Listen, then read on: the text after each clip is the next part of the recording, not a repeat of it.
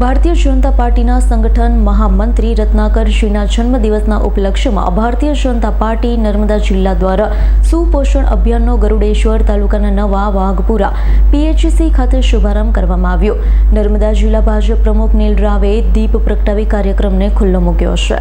અભિયાન અંતર્ગત જિલ્લાના તમામ પીએચસીમાં મેડિકલ ટીમ દ્વારા પરીક્ષણ કરી જરૂરી દવા, પોષણયુક્ત આહાર, બાળકો અને તેમના વાલીઓનું કાઉન્સેલિંગ, નિયમિત સમયાંતરે પરીક્ષણ કરી કુપોષિત બાળકોને સુપોષિત કરવામાં આવશે।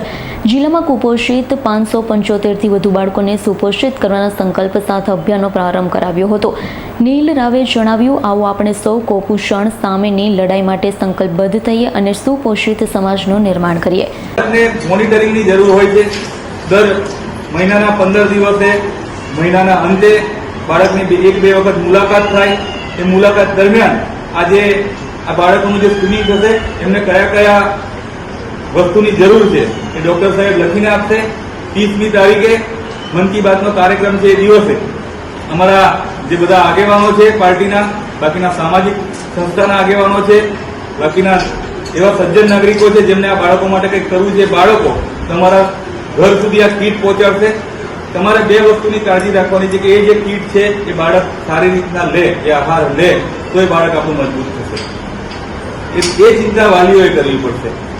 અને એડોપ્ટ કરવાનો અર્થ એ જ છે કે જ્યારે એડોપ્ટ કરનાર વ્યક્તિ આપણા ઘરે આવશે ત્યારે બાળક સાથે થોડુંક આત્મીયતાનો ભાવ રમશે, આત્મીયતાનો ભાવ ઉભો કરશે અને બાળકને આહાર ખવડાવશે।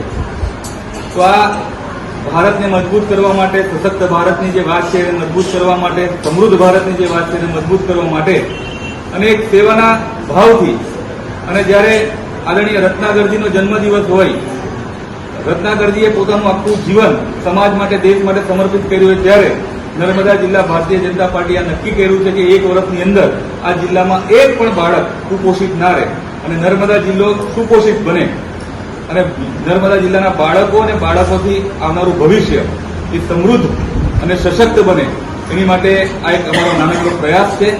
મારી અહીં ઉપસ્થિત તમામ વાલીઓને, મારા ડોક્ટર મિત્રોને, મારા આ તમામ નર્સ બહેનોને અને મારા આગેવાન કાર્યકર્તાઓ, યુવાઓને બધાને મારી વિનંતી છે કે આ એક શુદ્ધ સેવાના ભાવથી કામ ચાલુ કરેલું છે।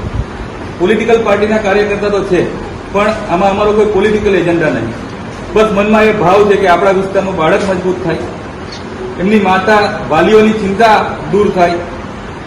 દર મહિને નાની મોટી વ્યવસ્થા જો કોઈ રહી જતી હોય તો એ વ્યવસ્થામાં અમે પૂરક બનીએ। પોષણની કીટ તમારા સુધી પહોંચે, બાળક એને એ આહાર લે અને આહારના માધ્યમથી મજબૂત થાય।